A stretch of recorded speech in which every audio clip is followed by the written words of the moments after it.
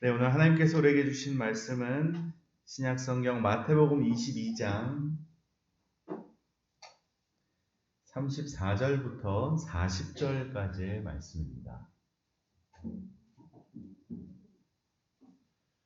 네, 마태복음 22장 34절부터 40절까지의 말씀. 네, 오늘은 예정된 건 아니지만 우리 아동부 선생님들이랑 아이들이 한번 같이 읽어주실 수 있을까요? 마태복음 22장 34절부터 40절까지의 말씀을 천천히 읽어주셔도 됩니다. 네, 쭉 읽어주시기 바랍니다. 시작.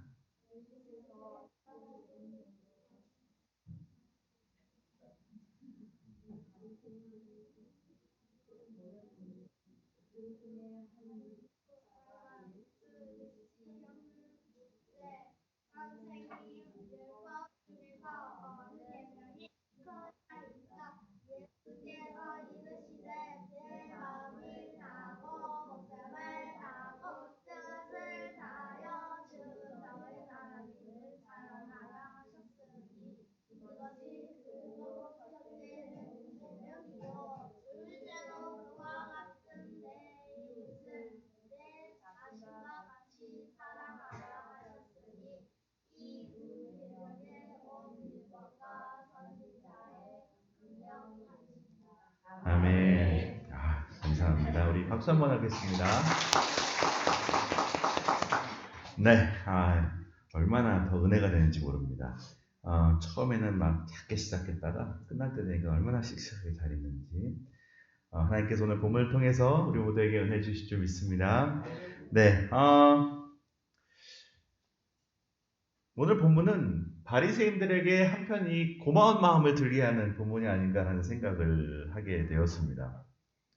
이 바리새인들이 의도한 바는 아니었는데 이 바리새인들이 질문을 해줘서 우리가 예수님으로부터 아주 중요한 가르침을 이제 얻게 됩니다. 여러분 이 앞에 있는 내용부터 쭉 한번 보시면 이제 아시겠지만 이 예수님께서 이 수많은 종교 지도자들과 이제 문답하시는 내용들이 쭉 이어집니다. 15절부터 이제 시작되는 그 문답이 길게 이제 기록이 되어져 있는데, 예수님을 아주 공경에 빠뜨릴 만한 질문들을 들고 옵니다.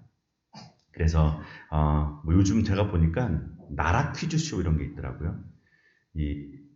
굉장히 이제 곤란하게 만들 수 있는 질문들을 던져서 대답을 잘못하면 한순간에 나락으로 빠질 수 있을 만한 그런 질문들을 이렇게 막 던지는 그런 이제 코미디 쇼인데, 사실 그런 거와 비슷한 겁니다. 예수님을 한순간에 나락으로 이제 떨어뜨리기 위해서 이 종교 지도자들이 계속 찾아옵니다.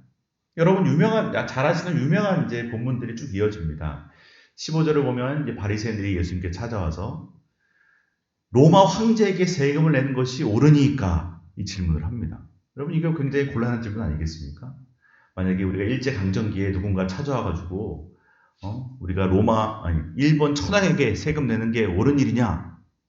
여러분 이건 옳은 일이라고 말하기도 어렵고 아니라고 말하기도 어려운 겁니다. 이제 이런 종류의 질문들인 겁니다. 23절에 보면 이제 사두개인들이 또 찾아옵니다. 첫 번째는 바리새인 물어봤고 두 번째는 사두개인들이 찾아와서 이제 이스라엘의 아주 전통적인 고엘 제도를 이제 가지고 이제 예수님께 질문을 하는 겁니다. 한 사람이 여러 사람과 결혼을 했다면 부활 후에는 누구의 배우자가 되는 거냐? 부활에 대한 질문이었습니다. 이 사두개인들은 부활을 믿는 사람들이 아닌데 자기들도 안 믿는 부활에 대해서 예수님께 질문하는 겁니다. 부활 후에는 누구의 배우자가 되는 거냐? 이런 종류의 질문들인 겁니다. 그리고 이제 오늘 34절에 질문이 나오는 겁니다. 여러분 우리가 알다시피 예수님께서는 이 아주 곤란한 질문들에 지혜로운 답을 주십니다. 여러분 여기서 지혜로운 답이라는 말은 단순히 이 질문을 잘 회피해 가셨다는 의미가 아닙니다. 여러분, 곤란한 질문을 잘 회피해 가는 것도 사실은 그것만 해도 지혜로운 것이지만 주님은 이 곤란한 질문, 이 악의적인 질문에도 아주 분명한 진리를 드러내심으로 그들에게 답을 주셨다는 겁니다. 여러분, 주님은 피해가지 않으셨습니다. 오히려 더 분명한 진리로 그들의 악의적인 질문에 지혜롭게 답하셨던 겁니다. 우리가 우문현답이라는 말을 하지만 사실은 예수님의 모습을 보면 악의적인 질문에 지혜로운 답을 주신 것, 악문현답이라고 말할 수 있을 겁니다. 그리고 이제 세 번째로 바리새인들이 다시 찾아와서 질문하는 내용이 나오는데 오늘 34절을 보면 아주 재밌는 이야기가 나옵니다. 34절 읽겠습니다. 시작. 예수께서 사두개인들로 대답할 수 없게 하셨다 함을 듣고 바리새인들이 듣고 모였는데, 여러분, 이 세 번째 질문이 다시 바리새인들이 와서 질문했다는 겁니다. 근데 바리새인들이 왜 다시 왔냐? 사두개인들이 대답을 할 수 없어서 이제 사두개인들이 이제 실패하고 돌아갔다는 말을 듣고 자기들이 다시 왔다는 겁니다. 이 이유는 첫 번째로는 자신들이 첫 번째로 망신당하고 돌아갔는데 이걸 만회할 수 있는 기회가 다시 생겼다라는 의미이기도 하고, 그 당시 사이가 안 좋았던 사두개인들이 실패했다는 말을 듣고 이제 자기들이 사두개인보다 더 낫다는 것을 증명할 수 있는 기회가 또 찾아왔다. 이제 이런 의미이기도 합니다.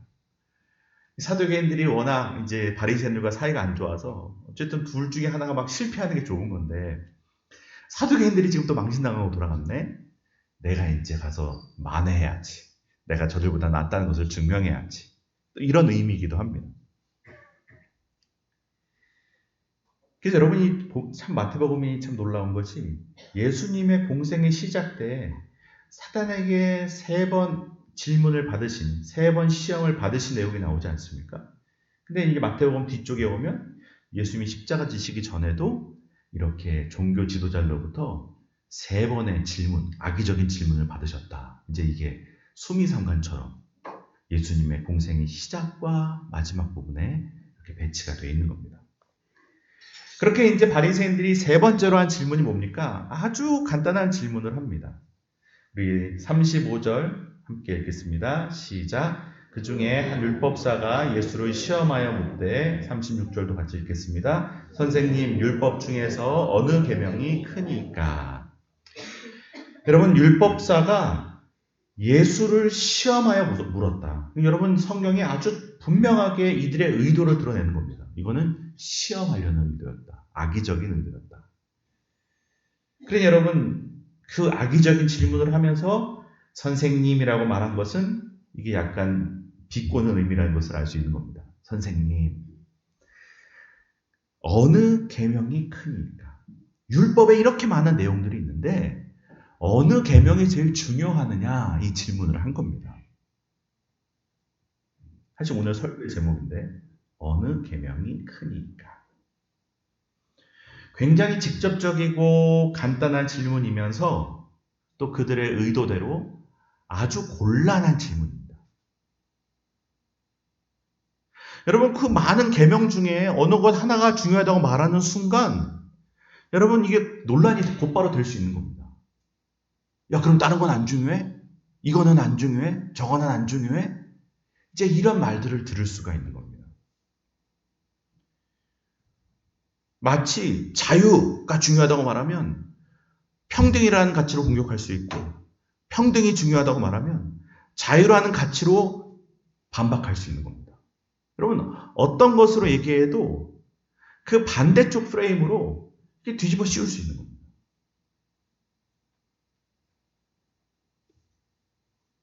여러분, 이제 여기서 우리가 기억해야 되는 것은 뭡니까? 지금 이 바리새인들이 자신들이 율법 전문가고 율법 학자라고 이제 자부하는 이들이 착각 모르고 있는 사실이 뭡니까? 지금 이 예수님은 율법을 직접 우리에게 만들어 주신 분이라는 사실을 지금 모르고 있는 겁니다. 사실 굉장히 바보 같은 일을 하는 겁니다. 자기들이 똑똑하다고 여기지만, 자기들이 율법을 다 안다고 생각하지만, 그러나 율법을 만드신 분이 누굽니까? 예수님이십니다. 지금 이 율법을 만든 분에게 지금 자기들이 오히려 더 똑똑한 것처럼 질문을 하는, 사실은 웃지 못할 상황이 오늘 본문의 상황입니다. 오늘 이 질문에 주님은 아주 간단하게 답하십니다. 그 수많은 율법을 그냥 딱 두 개로 정리하시는 겁니다. 하나님 사랑과 이웃 사랑이라는 겁니다. 그게 37절부터 39절까지 나오는 겁니다. 예수께서 이르시되 내 마음을 다하고 목숨을 다하고 뜻을 다하여 주 너의 하나님을 사랑하라 하셨으니 이것이 크고 첫째 되는 계명이요 둘째도 그와 같으니 내 이웃을 내 자신과 같이 사랑하라. 이겁니다. 여러분, 이렇게 어떤 것도 간단하게 함축하고 요약할 수 있는 것, 이것은 그것을 완벽하게 아는 사람만이 할 수 있는 겁니다. 여러분, 복잡하게 설명하는 사람은 잘 모르는 사람입니다. 확실하게 아는 사람은 그것을 한 문장으로도 표현할 수 있고 한 단어로도 표현할 수 있습니다. 예수님이 그 큰 율법을 간단하게 말씀하실 수 있었던 이유는 뭐냐? 예수님께서 율법을 만드셨기 때문입니다. 율법은 별거 아니야. 하나님 사랑하면 되고 이웃 사랑하면 돼. 그게 끝이야.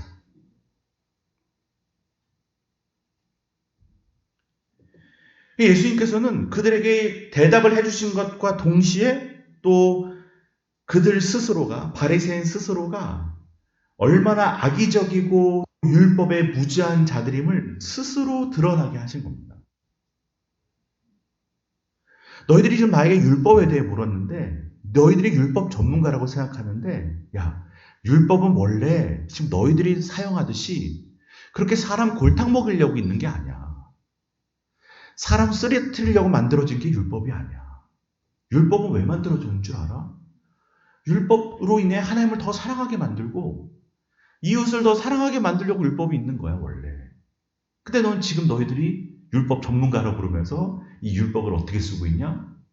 이걸 갖고 사람들을 죽이고, 율법 갖고 사람들을 짐지우고, 율법 갖고 사람들을 넘어뜨리게 만들고, 시험에 들게 만들고, 골탕 먹이게 만드는. 야, 너희들이 율법을 그렇게 쓰는 거 보니까 너희들이 율법 모르는 사람들이 맞아. 너희들이 얼마나 율법에 대해 모르고 있다는 사실을 알아야 돼. 여러분, 그걸 주님께서 이 대답을 통해서 그들에게 우회적으로 깨닫게 하시는 겁니다. 여러분, 제가 지금까지 이 오늘 본문의 이해를 돕기 위해 이 본문의 내용과 상황적인 설명들을 드렸는데, 사실 오늘 본문을 더 집중으로 우리가 생각해 보길 원하는 것은 주님의 말씀 그 자체입니다. 내 마음을 다하고 목숨을 다하고 뜻을 다하여 하나님을 사랑하고 또 내 자신처럼 이웃을 사랑해라.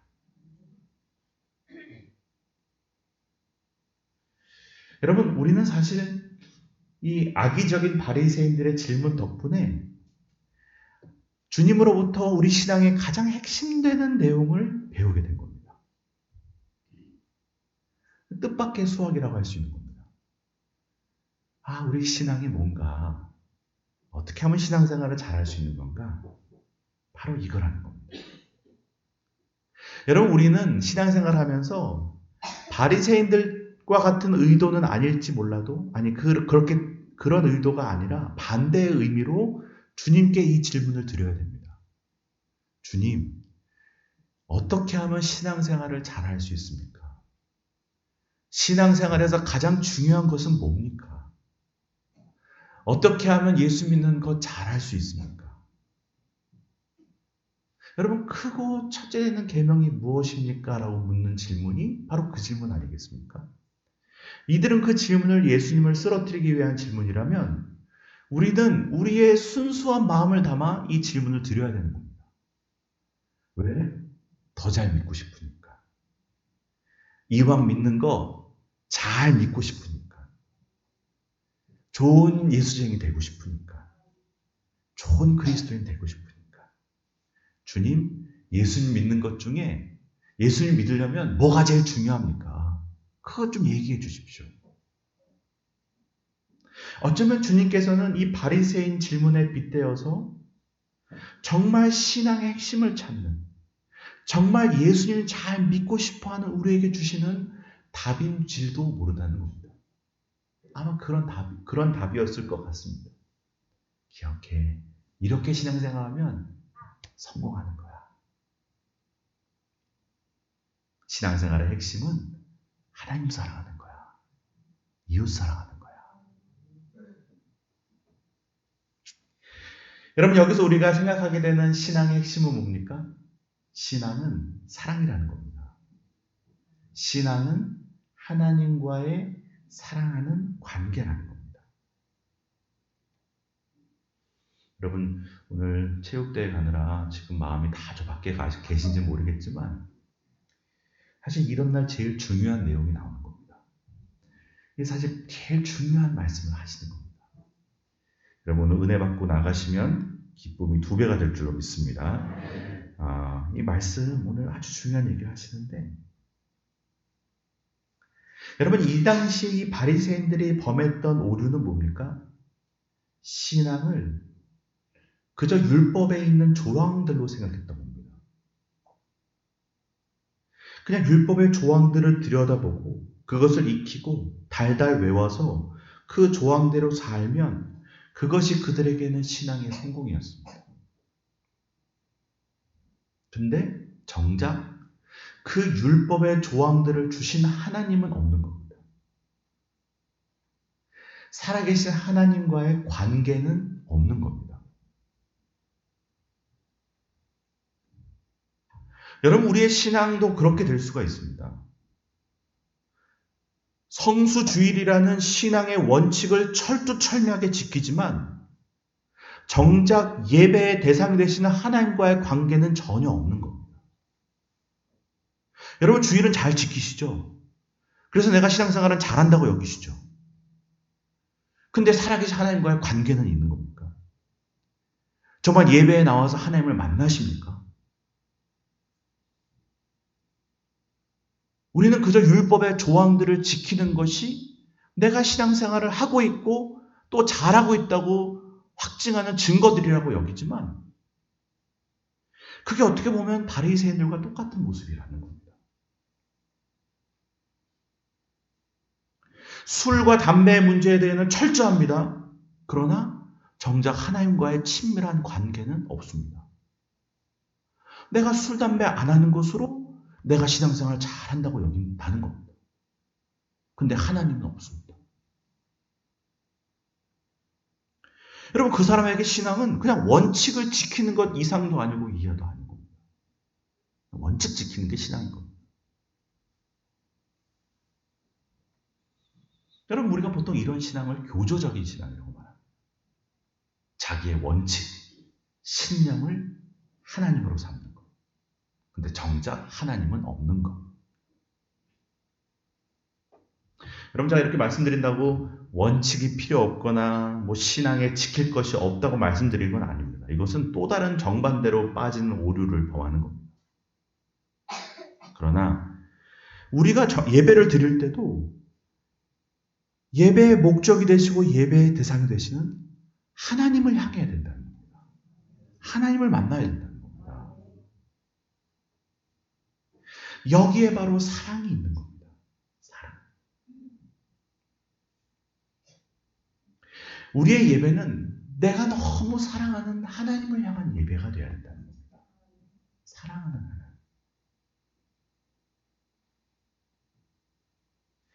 예배는 내가 사랑하는 하나님이 있는 자리고 또 하나님이 사랑하시는 내가 있는 자리인 겁니다. 그렇게 보면 예배는 사랑하는 분을 만나는 자리인 겁니다. 예배는 의무감 이전에 내가 사랑하는 분을 만나러 가는 데이트 자리인 겁니다. 여러분, 예배의 시간이 기다려지는 겁니다. 예배가 가고 싶은 겁니다. 이거는 의무감이 아닙니다. 내가 가고 싶어서 가는 겁니다. 지금 예수님께서 바리새인들에게 그 얘기 하시는 겁니다. 야, 예배는 사랑이야. 신앙은 사랑이야. 너희들이 율법의 조항을 수천 개를 달달달달 외우고 있는지 모르겠지만 하나님을 사랑하지 않으면 아무 의미가 없어. 너 옆에 있는 사람들 사랑하지 않으면 아무 의미가 없어. 율법을 볼 때도 하나님을 사랑하는 마음으로 봐야지. 하나님 말씀을 들어도 나를 사랑하시는 그분이 뭐라고 얘기하신지 사랑의 마음으로 들어야지. 그렇지 않으면 율법으로 박사학위를 받으면 뭐하고 신학으로 박사학위 받으면 뭐하냐. 여러분 사실은 오늘이 종교개혁을 기념하는 주일입니다. 10월 31일 루터가 이 95개조 방방문을 문 앞에 걸어놓는 일을 했습니다. 그래서 항상 10월의 마지막 날이 종교개혁 기념일인데 여러분 중세 교회가 뭘 실수한 겁니까? 하나님 대신에 교회의 제도, 교회의 전통을 더 위에 두는 겁니다. 여러분 하나님은 없는 겁니다. 그들이 막 하나님을 위해 한다고 하지만 하나님은 정작 없고 교회의 제도와 전통, 그들이 지켜야 될 원칙들과 규정들 이런 것들이 더 중요했던 겁니다. 종교개혁자들이 뭘 한 겁니까? 야, 사랑해, 하나님 사랑해야지. 하나님이 없는데 뭐가 중요하냐. 여러분 깔뱅 선생님, 우리 장로교회 이제 아버지라고 할 수 있는 칼빈 선생님의 이제 문장에 그 인장에는 뭐가 써 있냐면 내 마음을 주님께 드립니다. 즉시 그리고 온전하게. 여러분 이게 이제 칼빈이 정말 어려운 사역지로 다시 가면서 하나님 앞에 이제 고백했던 말입니다. 그것을 자기의 도장에 파서 자기의 인장으로 씁니다. 내 마음을 주님께 드립니다. 즉시 온전하게. 여러분 종교개혁자들이 뭘 한 겁니까? 마음을 드린다는 겁니다. 내 사랑을 드린다는 겁니다. 내 중심을 드린다는 겁니다. 껍데기의 신앙생활 안 하겠다는 겁니다. 사랑을 드리는 신앙생활을 하겠다는 겁니다. 여러분 예수님은 율법의 본질이 사랑이다라고 얘기하는 겁니다. 그러니 여러분 예수님이 항상 이 바리새인들과 율법학자들과 이 부딪힐 수밖에 없었던 겁니다. 여러분 예수님과 바리새인들이 제일 많이 부딪혔던 문제가 뭡니까? 안식일 문제입니다. 항상 이 바리새인들이 볼 때는 예수님은 안식일에 일을 하는 사람입니다. 왜 안식일에 일하냐?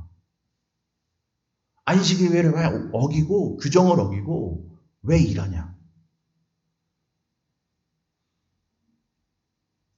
여러분 지금 바리새인들에게는 모든 게 다 일입니다. 왜 다 일이 됩니까? 사랑이 없으니까. 여러분 사랑이 없으면 모든 게 다 일이 되는 겁니다. 안식일에 병자를 고쳐주는 게 그들 눈에 보기에는 일인 겁니다. 근데 예수님께는 그게 뭡니까? 사랑입니다.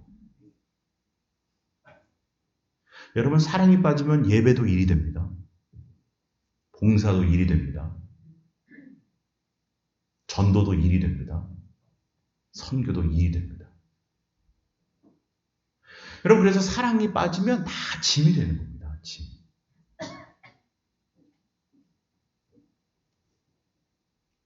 근데 사랑이 있으면 짐이 아닌 겁니다. 일이 아닌 겁니다. 엄마가 자녀를 위해 하는 것이 일이 아닙니다. 사랑입니다. 사랑이니까 그게 일이 아닌 겁니다.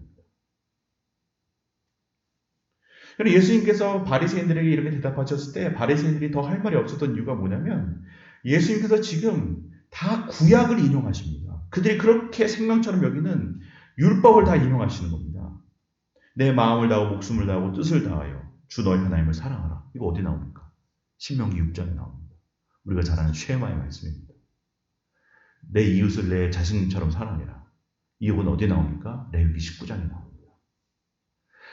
그러니까 이 사람들은 지금 원래 율법에 이게 있었다는 겁니다. 하나님이 원래 처음부터 율법을 주실 때부터 이게 들어 있었는데 너희들은 맨날 그걸 읽으면서도 그걸 몰랐다는 겁니다. 원래부터 율법은 사랑이었어. 신명기가 쓰일 때, 레위기가 쓰일 때 그 안에 이미 다 들어있던 거야. 근데 너희들은 맨날 율법 공부한다면서 사랑은 어디다 갖다 버리고 엉뚱한 것만 들고 와가지고는 이게 중요하니 저게 중요하냐고 앉아있냐. 사랑이야, 사랑.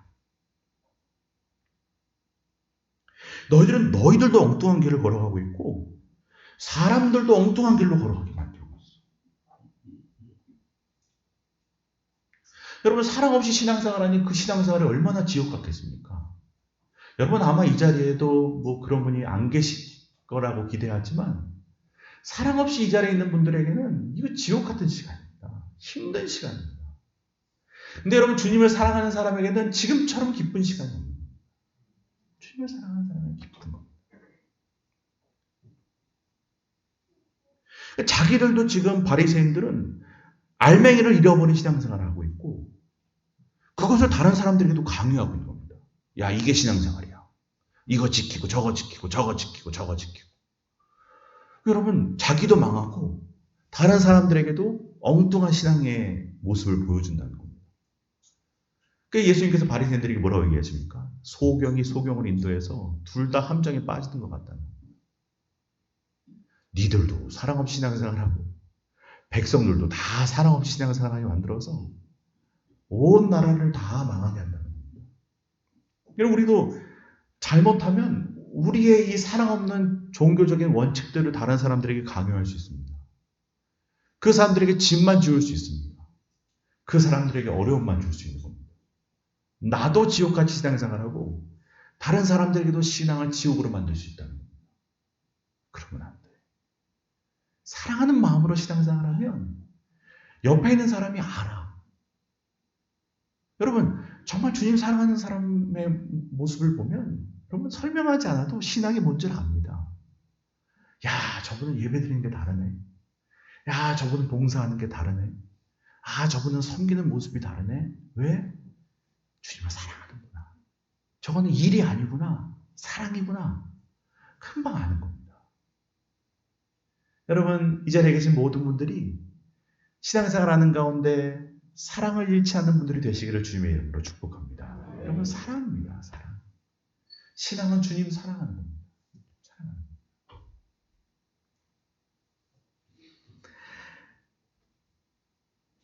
여러분, 이 가장 큰 계명이라고 오늘 주님께서 말씀해 주셨는데 가장 큰 계명이라는 의미가 뭐겠습니까? 여기에 실패하면 다 실패하는 거라는 겁니다. 여기에 성공하면 다 성공하는 거라는 겁니다. 왜? 이게 본질이니까. 이게 기본이니까. 제일 중요한 거니까. 그래서 여러분, 주님께서 부활하신 다음에 갈릴리 바닷가에서 시몬 베드로에게 뭐라고 물어보십니까? 요한의 아들 시몬아, 내가 나를 사랑하느냐? 주님이 다른 것 확인하지 않으십니다. 너 나 사랑하냐? 그럼 된다. 주님이 제자들에게 다른 거 물어보신 거 아닙니다. 주님, 제가 주님 사랑합니다. 그러면 너 내 양을 가서 먹여라. 처럼. 너 다 감당할 수 있다. 주님 사랑하는 게 중요하니까. 그게 핵심이니까. 사랑을 확인하시는 겁니다.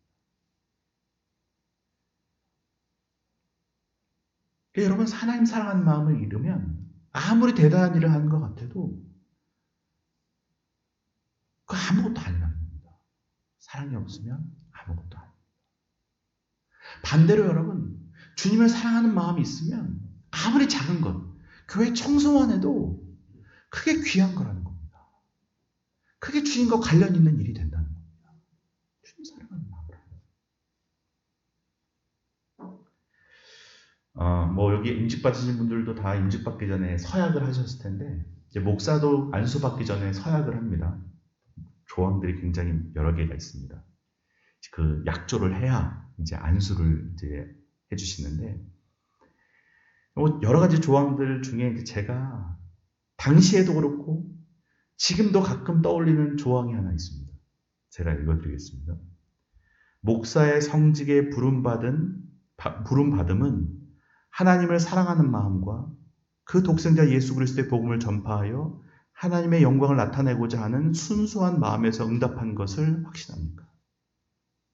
너희 목사의 안수를 받는 게 목사로 부름 받은 게 하나님 사랑해서 받은 거냐는 겁니다. 너 정말 순수한 마음으로 하나님께 만 영광 올려드릴 마음으로 이 직을 받느냐는 겁니다. 여러분 제가 그 질문을 받고 답을 하고 지금도 간혹가다 이 주님을 사랑하느냐라는 이 질문을 제 스스로에게 하는 이유는 여러분 그게 제일 중요하기 때문입니다. 너 목사하는 게 너 뭐 개인적으로 성공하고 이름 내고 유명한 사람 되고 너 그래서 하는 거야? 아니면 주님 사랑해서 하는 거야? 너 이거 먹고 살려고 하는 거야? 뭐 하려고 하는 거야? 주님 사랑해서 하는 거야? 왜 하는 거야? 여러분 제가 이거 항상 떠올립니다. 왜? 그래야 제 마음이 타락하지 않습니다. 주님 사랑해서 하는 거라는 겁니다. 아마 이 자리에 계신 모든 안수받은 직분자들 다 똑같은 마음일 겁니다. 우리가 안수받는 게 왜 받는 겁니까? 주님 사랑하는 마음. 너 이거 직을 받은 것이 주님 사랑하기 때문에 하는 거냐? 여러분 주님을 사랑하는 사람은 가끔 서운한 일이 생기고 힘든 일이 생겨도 그거 넘어가는 겁니다. 이겨내는 겁니다. 왜? 이거 내 개인적인 마음으로 한 게 아니라 주님 사랑하는 마음으로 하니까. 여러분 사랑은 모든 것을 넘어가는 겁니다. 근데 이 직을 이 개인적인 것으로 생각하고 하면 여러분 시험 하나도 못 넘어갑니다. 어려움 못 넘어갑니다. 서운한 거 못 넘어갑니다. 근데 여러분 우리가 이거 부름받은 게 왜 부름받는 겁니까? 주님 내가 사랑하는, 너가 나를 사랑하느냐라는 질문에 내 주님 사랑합니다. 그 답을 했기 때문에 우리 이 길을 가는 거 아니겠습니까? 주님 사랑하는 마음. 여러분 주님 사랑하는 마음 잊지 말아야 될 줄 믿습니다. 주님 사랑하는 마음의 핵심입니다. 주님 사랑하는 마음 잊으면 우리 이 자리에서 뭐 하는 거 아무 의미가 없는 거예요. 주님 가장 크고 첫째 되는 계명이 뭡니까? 바보야. 문제는 사랑이야. 여러분 이게 사실은 1992년 빌 클린턴 대통령이 대선 때 만들어가지고 히트쳤던 선거 구호입니다. 바보야. 문제는 경제야. 이 슬로건으로 당시 그 아버지 부시 대통령을 이기고 대통령이 됐는데 제가 오늘도 사실은 설교지만 이걸로 하고 싶었는데 주보에 바보라고 들어가면 안 될 것 같아가지고 제가 못했습니다. 근데 여러분 지금 예수님께서 이 바리새인들에게 하는 얘기가 바로 그겁니다. 야, 이 바보들아. 문제는 사랑이야, 사랑. 니들이 율법 1000개, 1000개 외우고 있으면 뭐하냐? 교회생활 20년, 30년 하면 뭐하냐? 사랑 잃어버리면 뭐가 남냐? 문제는 사랑이야, 사랑. 사랑 어디다 갖다 버리고, 주님 사랑하는 마음 어디다 갖다 버리고, 아버지 사랑하는 마음 어디다 버리고, 뭐로 일할래? 뭐로 섬길래? 뭐로 예배드릴래? 뭐 할래 도대체? 바보야.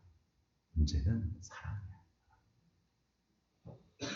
여러분이 제발 좀 설교 마치고 나갑시다라는 눈빛을 계속 저에게 보내셔서 그만하겠습니다. 여러분 꼭 기억하시기 바랍니다. 문제는 사랑입니다. 여러분 사랑 잃어버리지 마시기 바랍니다. 주님 사랑하는 마음, 그 마음 잊지 마시고 예배를 드려도 사랑하는 주님 앞에, 기도를 해도 사랑하는 주님께, 말씀을 읽어도 사랑하는 주님 말씀을, 그 사랑을 한평생 잊지 말고, 여러분 오늘 나가서 봉사도 하고 섬길 텐데 그것도 다 뭐 때문에 하는 겁니까? 주님 사랑하는 마음, 이웃 사랑하는 마음, 평생 사랑을 잃어버리지 않는, 여러분의 신앙의 핵심을 잃어버리고 헛된 것에 힘쓰는 신앙생활이 아니라 정말 중심을 갖고 신앙생활하는 일단 저부터, 목사부터 여러분들 되시기를 주님의 이름으로 축복합니다. 기도드리겠습니다. 주님, 오늘 주님께서는 우리에게 아주 중요한 말씀을 주십니다. 우리는 사랑 잃어버리고